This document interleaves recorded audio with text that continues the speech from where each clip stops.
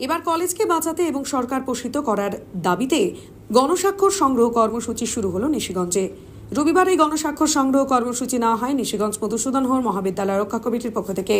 বলা বাহুল্য যে দীর্ঘ আন্দোলনের পর 2011 সালে সেলফ ফিনান্সে চালু হয় নিশিগঞ্জ মধুসূদন হোর মহাবিদ্যালয়, কিন্তু দীর্ঘ 14 বছরেও হয়নি সরকার পোষিত। এমনকি গত 3 বছর ধরে বিনা পারিশ্রমিকে শিক্ষাদান এবং মহাবিদ্যালয়ের বিভিন্ন কাজ করে আসছিলেন শিক্ষক এবং কর্মীরা। তাই বিনা পারিশ্রমিকে আর কাজ করতে না চেয়ে কলেজ গেটে তালা লাগিয়ে কলেজ ত্যাগ করেন শিক্ষক এবং কর্মীরা। ফলে এক প্রকার বন্ধ হয়ে যায় এই কলেজ। এরপরই আন্দোলনের নামে বিভিন্ন সংগঠন থেকে শুরু করে রাজনৈতিক দলগুলি। সেই মতো আজ গণস্বাক্ষর সংগ্রহ কর্মসূচি নেওয়া হয় নিশিগঞ্জ মধুসূদন হোর মহাবিদ্যালয় রক্ষা কমিটির পক্ষ থেকে। এই মহাবিদ্যালয়কে সরকার পোষিত করার দাবিতে জানা গিয়েছে গণস্বাক্ষর সংগ্রহ করে এই কমিটি শিক্ষামন্ত্রীর হবেন এই মহাবিদ্যালয়কে সরকার পোষিত করার দাবিতে। আমরা নিশিগঞ্জ মধুসূদন হোর মহাবিদ্যালয় রক্ষা কমিটির পক্ষ থেকে আজকে গণস্বাক্ষর সংগ্রহ করছি। রাজ্যের শিক্ষামন্ত্রীর উদ্দেশ্যে এই স্বাক্ষর সম্বলিত দাবিপত্র পেশ করব আমরা। আপনারা জানেন কোচবিহার জেলায় সবথেকে আলোচিত যে বিষয়টি, এই যে 2011 সালে যে মধুসূদন হোর মহাবিদ্যালয়টি স্থাপিত হয়েছিল, এই এলাকারই নিশিগঞ্জ এলাকারই একজন শিক্ষাপ্রেমী মানুষের প্রায় 17 বিঘা জমি সরকারকে দান করেছিল। কিন্তু আশ্চর্যজনকভাবে সেই সময়ে সরকারি বা সরকার পোষিত কলেজ করার পরিবর্তে সেলফ ফিনান্স বেসিসে এই কলেজটাকে রান করে, চালু করে। কিন্তু আজকে 14টি বছর পেরিয়ে গেলেও যে সরকারের সেই সময়কার প্রতিশ্রুতি ছিল যে পরের বছরই এই কলেজটি সরকার পোষিত কলেজে পরিণত হবে। নিশিগঞ্জবাসীর পূর্বতন যে আবেগ প্রত্যাশা 2009-10 থেকে যে আন্দোলনটা শুরু হয়েছিল সরকারি কলেজের, এবং তাদেরও প্রত্যাশা ছিল যে বছরান্তে 2011-র পরে 2012-তে এটি সরকার পোষিত কলেজে রূপান্তরিত হবে। কিন্তু 14টি বছর কেটে গেলেও কিন্তু সেটা হয়নি। তাই আমরা আজকে দেখতে পাচ্ছি এই কলেজটা একটা তুমুল সংকটের মধ্যে আছে।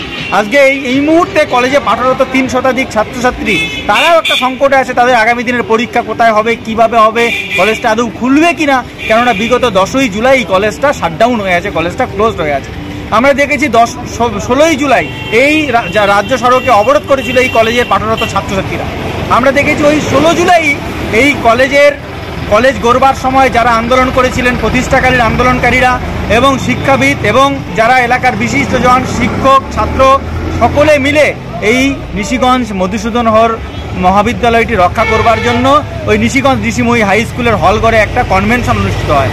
নানান দিক থেকে কনভেনশনে বিভিন্ন বক্তারা বক্তব্য রাখেন এবং তার ভিত্তিতে একটা কমিটি হয়।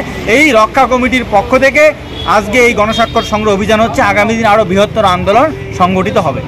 আসিফ আলম, এই নিশিগঞ্জ মধুসূদন হোর মহাবিদ্যালয় রক্ষা কমিটির যুগ্ম সম্পাদক।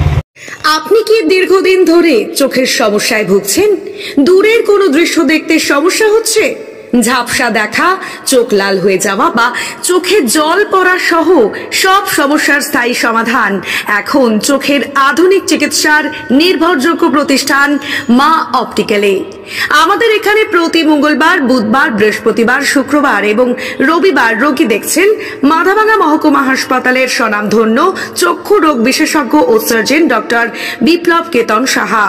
তাই আপনি এবং আপনার পরিবারের কারো চোখের সমস্যার সমাধানে আজই যোগাযোগ করুন মাথাভাঙা কলেজ মোড়ে মা অপটিক্যালে। আমাদের যোগাযোগ নাম্বার 9563975032। বিশেষ দ্রষ্টব্য, আমাদের এখানে সুলভ মূল্যে চশমার ফ্রেম, পাওয়ার গ্লাস এবং সানগ্লাস পাওয়া যায়।